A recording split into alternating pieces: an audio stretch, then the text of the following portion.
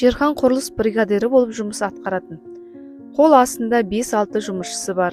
Кешке қарай жұмысшылармен жаңа тапсырыс иесінің іргетасы қаланып, қабырғасы көтерілген үйін көруге барады.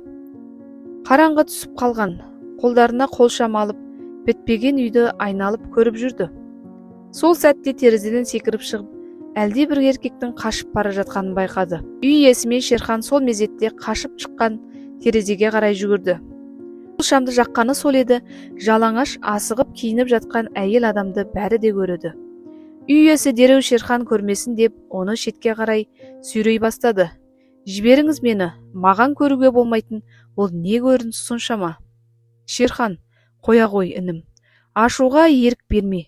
Шерхан бой бермей, сытылып шығып, қолшамның жарығыменен жалаңаш денесін бүркеп отырған жеңгесін көрді. Көзбен көргеннің күйігі жаман дейді ғой.